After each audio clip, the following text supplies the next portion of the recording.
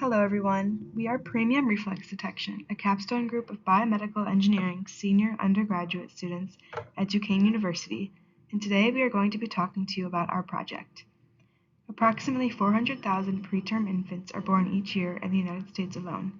It is standard procedure for these preterm infants to be placed in the Neonatal Intensive Care Unit, or NICU, and be fed using a nasogastric feeding tube, or NGT.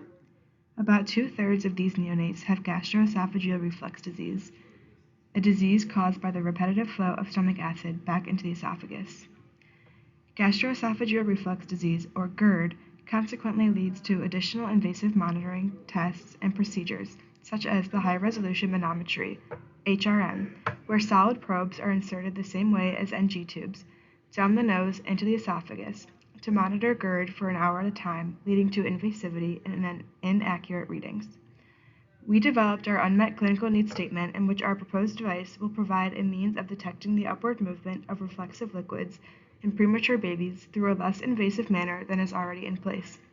So, to best detect GERD and prevent the need for unnecessary and expensive procedures, our multifaceted device aims to minimize the invasion by simultaneously monitoring and feeding these neonates, combining NGT and HRM technologies.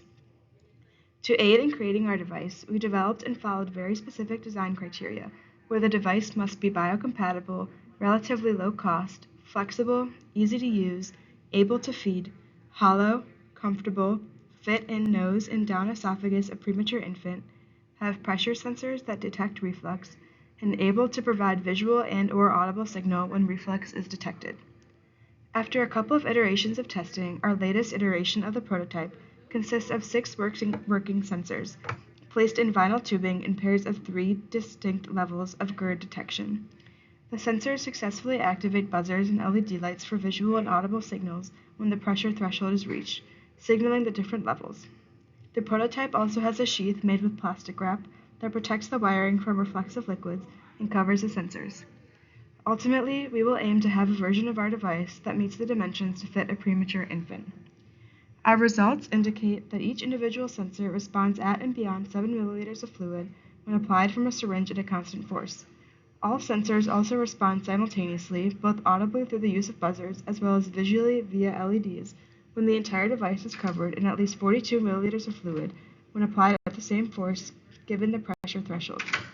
It works with water and different concentrations of formula. All levels of sensors work independently and together, and you can scan the QR code at the bottom of our poster to see some videos of our device in action. Thank you for watching.